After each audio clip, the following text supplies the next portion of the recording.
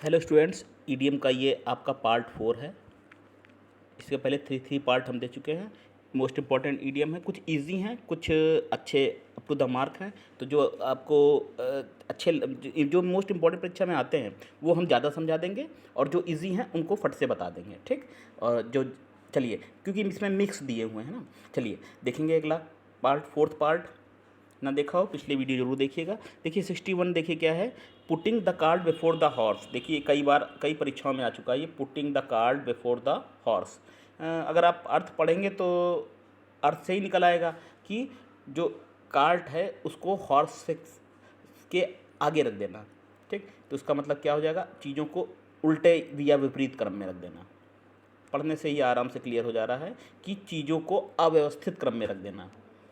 ये है आपका ईडियम जो अंडरलाइन किया है, putting the card before the horse.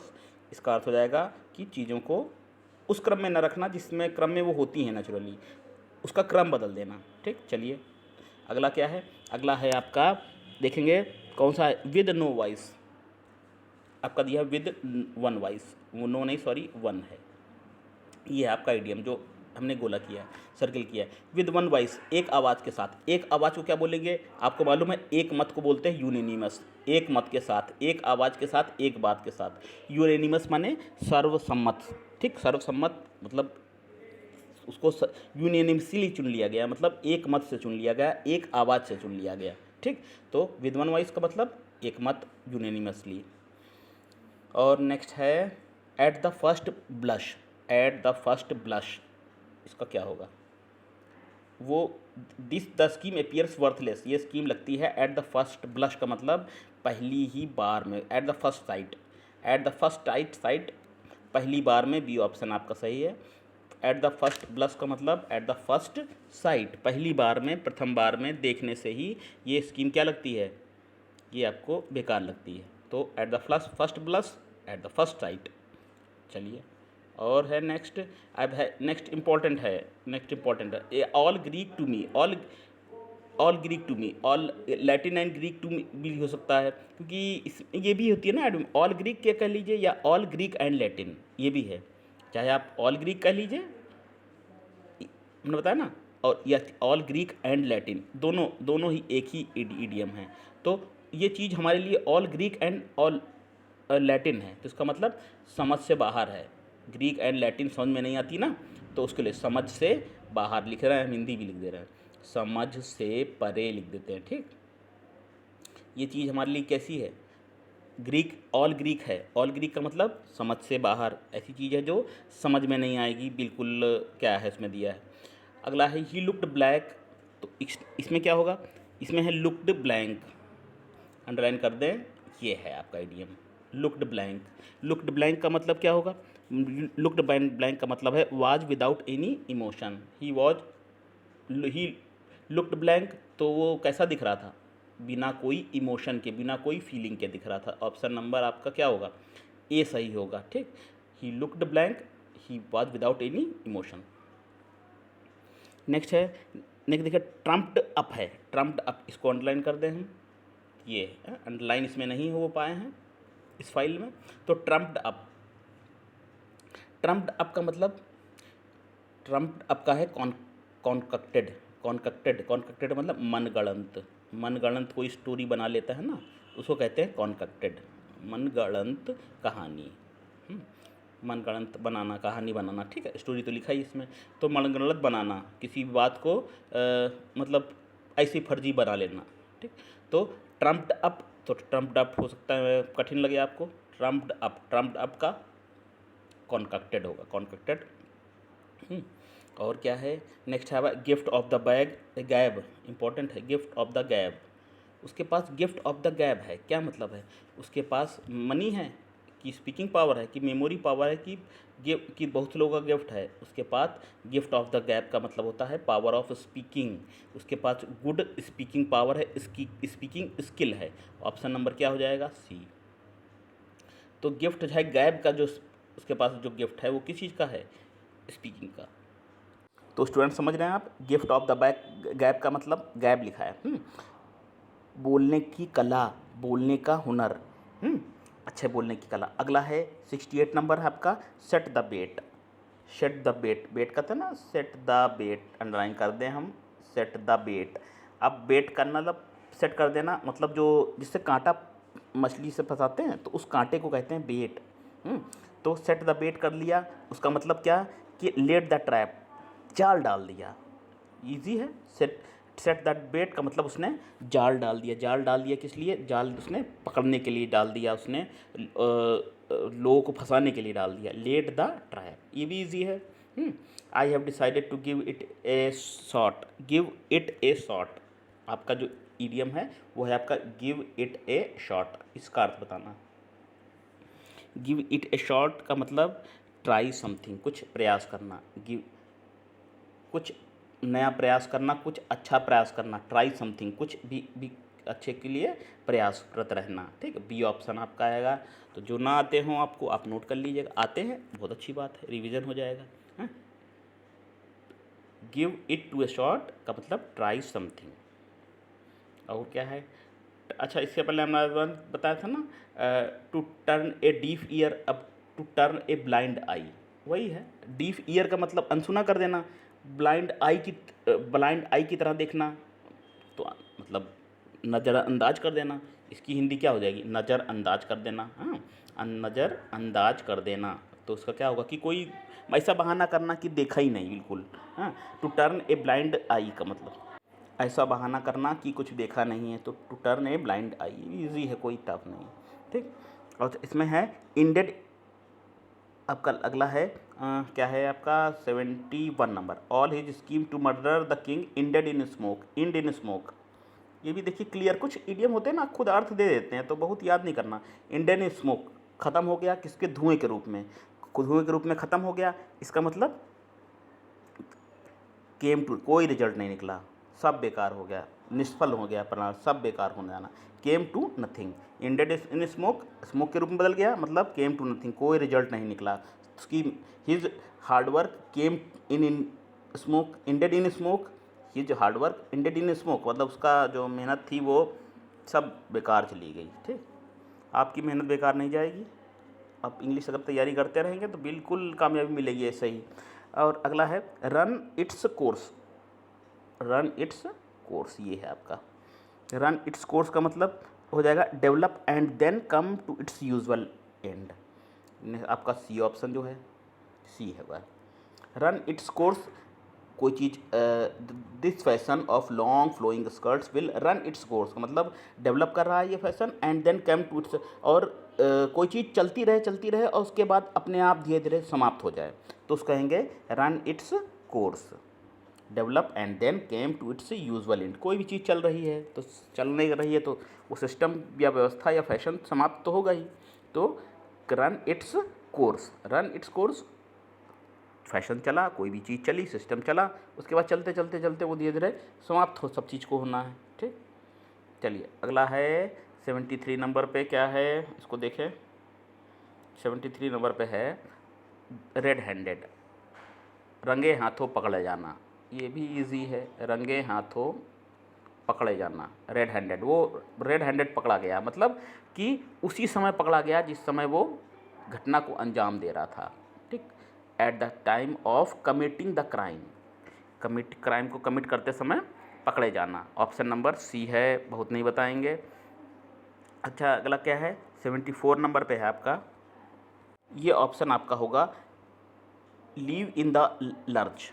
Left लिखा सेकंड फॉर्म, एक्चुअली में है ये leave in the lurch, verb की फॉर्म बना ली सेकंड। तो leave in the lurch, leave in the lurch छोड़ देना, लीव इन द लर्च छोड़ देना, तो किस परिस्थिति में छोड़ देना? अच्छी परिस्थिति में, खराब परिस्थिति में छोड़ना है, तो इसे ये भी क्लियर कर रहा है अपना आप कोई एडियम। तो जब तब छोड़ देना जब बहुत ज़्यादा ज़रूरत थी, जब बहुत ज़्यादा ज़रूरत थी तब उस चीज़ को छोड़ देना, साथ छोड़ देना। लिव इन द लर्च का मतलब मुसीबत में, कठिन परिस्थितियों में, समस्या में छोड़ देना, समस्या में, कठिन परिस्थितियों में छोड़ देना।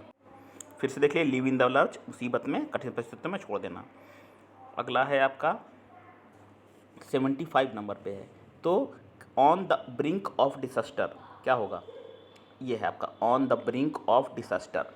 On the brink of disaster का अर्थ क्या होगा?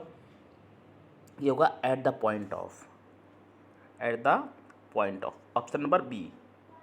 नेक्स्ट देखिए, आपका लिया है आपका एक क्लोज सेव दिया है, ठीक है, क्लोज सेव दिया है ना। क्लोज सेव को आप कहते हैं ना बाल बाल बचना, नैरो स्केप, किसी भी घटना दुर्घटना या से बाल बाल बचने को कहेगा। नैरो स्केप तो आपने पढ़ा भी होगा, बाल बाल बच जाना है। एक क्लोज सेव, उसके लिए ईडियम क्या प्रयोग होगा, उसके लिए होगा प्रयोग होगा ए क्लोज शेव। क्लोज शेव का मतलब किसी घटना दुर्घटना से बाल बाल बचना, बाल बाल एक एक बाल, एक बाल बाल बाल भर का बच गए, बाल बाल बचना, हिंदी में होती कहावत बाल बाल बचना, तो वो है आपका ए क्लोज सेव। नेक्स्ट है आपका क्या है, 77 नंबर पे है इन हाई स्पिरिट। ये भी ईजी है, बहुत उसकी स्पिरिट बहुत हाई थी, मतलब बहुत ज़्यादा उत्साह में था और बहुत ज़्यादा उमंग में था, तो चीयरफुल बहुत खुश था। इन गुड पोजीशन नहीं होगा, बहुत खुश था, बहुत प्रसन्न था, उसकी जो काम करने का जोश उत्साह था ना बहुत हाई था, बहुत प्रसन्न था वो ज़्यादा, इतना। ऑप्शन आपका सी आएगा, इन हाई स्पिरिट में है। और नेक्स्ट है, नेक्स्ट क्या है आपका 78 नंबर पे, गॉन डाउन द ड्रेन।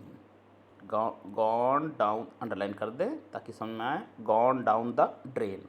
इस इडियम का अर्थ क्या होगा, इस इडियम का होगा अर्थ, गॉन डाउन द ड्रेन का अर्थ हो जाएगा आपका was lost for ever. Option number जो ए है ये हो जाएगा, वाज लॉस्ट फॉर एवर, हमेशा के लिए खो जाना, हमेशा के लिए खो जाना, ये गॉन डाउन द ड्रेन। ठीक, अगला है, नेक्स्ट है आपका, देखिए नेक्स्ट को देखिए, cool as a cucumber. Cool as a cucumber, cucumber की तरह कूल होना, तो ये नहीं होगा, हैप्पी नहीं होगा, स्कर्ट नहीं है, इजी है heavy. Not nervous, not emotional, बिल्कुल सामान्य रहना। कूल है ना, कूल का मतलब होता है कूल रहो, मतलब नॉर्मल रहो। तो कूल एज ए कुकुम्बर को बोलेंगे नॉट नर्वस और इमोशनल। ऑप्शन नंबर ए आएगा आपका सही, ठीक, ऑप्शन नंबर ए आएगा, कूल एज ए कुकुम्बर, बिल्कुल नॉर्मल रहना। और देखिए अगला क्या, लास्ट देख लीजिए अब, अगला है grease the palm. Grease the palm, grease हाथों में ग्रीस लगाना, इसका मतलब क्या, हाथों में ग्रीस लगाना जो चलता है सिस्टम में आ गया है, क्या सिस्टम में आ गया, भ्रष्टाचार, ब्राइब। ब्राइब का मतलब होता है घूसखोरी, घूसखोरी ब्राइबरी है, घूसखोरी। तो ग्रीस द पाम का मतलब घूस देना, रिश्वत देना, ठीक, ये हो जाएगा ऑप्शन नंबर ए। तो चलिए इतने बताए हमने आपको, इसका रिवीजन भी ज़रूरी है, चलिए एक बार बता देते हैं आपको। देखिए पहला था 61 है the putting the cart before the horse. Horse से पहले कार्ट को रख देना, मतलब ऑप्शन नंबर कौन सा हो जाएगा, ऑप्शन हो जाएगा आपका डी, टैकलिंग थिंग्स इन, चीज़ों को विपरीत क्रम में रखना, ठीक। तो दोबारा रिवीजन देख लीजिए। वन वाइज का मतलब होता है एक मत से, 62 है, इसका ऑप्शन ए हो जाएगा, एक मत, यूनेनिमसली। और है अगला एट द फर्स्ट ब्लश, 63 का एट द फर्स्ट ब्लश का मतलब पहली बार में, फर्स्ट साइट में, ऑप्शन बी आएगा। और क्या है अगला, नेक्स्ट क्या है आपका कि his voice was so all Greek. All Greek का मतलब ऐसी चीज़ जो समझ में ना आए, his writing was all Greek, ऐसी थी जो बिल्कुल समझ से बाहर हो, तो ऑप्शन बी हो जाएगा इनकम्प्रिहेंसिबल। अगला है लुक्ड ब्लैंक। लुक्ड ब्लैंक का मतलब without any emotion, without any emotion, option number A हो जाएगा। ट्रम्प्ड अप, ट्रम्प्ड अप का मतलब मनगढ़ंत स्टोरी बना लेना। कनकॉक्टेड, कनकॉक्टेड इंपॉर्टेंट वर्ड है, सिनोनिम की दृष्टि से भी। कनकॉक्टेड मनगढ़ंत कोई चीज़ की स्टोरी बना लेना, कल्पना कर लेना, जो सच नहीं है। और है अगला है गिफ्ट ऑफ द गैब। गिफ्ट ऑफ द गैब बोलने की कला, ऑप्शन नंबर सही क्या होगा, सी, 67 का सी ऑप्शन है, टैलेंट फॉर स्पीकिंग हो जाएगा। और अगर set the bet, set the bet कर लेना मतलब लेट, जाल बिछा देना, इसे आप कहेंगे, ऑप्शन नंबर ए में दिया है जो। और to give it a shot, give it a shot का मतलब हो जाएगा to try something. Give it a shot का मतलब टू कोई चीज़ को ट्राई करना, ठीक। अगला है to turn a blind eye. Blind eye देखना, डीफ ईयर देखना, तो इसका मतलब ये मतलब है अनदेखा कर देना, सुना कर देना, ठीक। तो ब्लाइंड आई का तो सही है। प्रिटेंड नॉट टू नोटिस, ऐसा बहाना करना कि देखा ही नहीं। और अगला है ended in smoke. Ended in smoke सब काम किया गया, करे धीरे पे पानी फेर जाना, ये होगा केम टू नथिंग। अगला क्या है आपका fashion was run its course. Run its course का अर्थ बताया था आपको, कोई भी चीज़ चली, रन इट्स कोर्स, उसके बाद सिस्टम से बाहर हो गई। तो 72 है, ऑप्शन नंबर सी सही है, develop and then come to its usual end. और रेड हैंडेड पकड़ना, ऑप्शन नंबर 73, रेड हैंडेड का मतलब रंगे हाथों पकड़ना, इसका है हो जाएगा C, at the time of committing crime, करते समय पकड़ना। अगला है I was so disappointed when my close friend left me in the lurch. Left in the lurch, leave in the lurch का मतलब हो जाएगा मुश्किल समय में, मुश्किल परिस्थितियों में छोड़ देना। और नेक्स्ट है आपका on the brink of disaster. On the brink of disaster का मतलब at the point of disaster, ठीक, at the point of, at the brink of, at the point of. एक क्लोज सेव तो खूब बता दिया आपको, नैरो स्केप, बाल बाल बचना 76 का सही है सी ऑप्शन। हाई स्पिरिट में रहना तो बहुत प्रसन्नचित रहना, बहुत स्पिरिट बहुत हाई है, प्रसन्नचित, ऑप्शन नंबर हम कहता है ना सी होगा इसका। नेक्स्ट है आपका gone down the drain. Gone down का ड्रेन का मतलब हो जाएगा ड्रॉप इन द ड्रेन, बेकार हो जाना, कोई चीज़ ड्रेन में ड्रॉप हो जाना।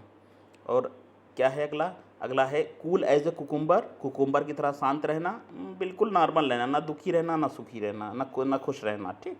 तो कूल एज ए कुकुम्बर का हो जाएगा नॉट नर्वस और इमोशनल।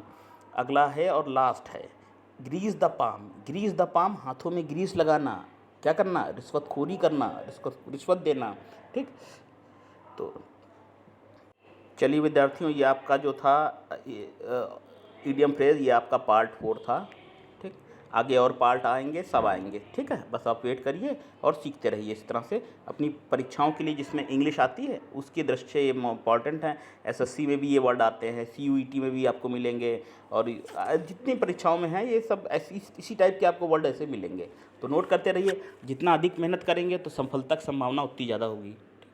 चलिए, बाकी हम तो हैं ही साथ में आपके, आपकी मेहनत अपने साथ में रखिए। सबसे बड़ी चीज़ आपकी खुद की मेहनत है। कोई दूसरा मेहनत कितना भी करे, जब आप नहीं करेंगे तो तब सब बेकार है। फिर लेंगे फिर से, नमस्ते।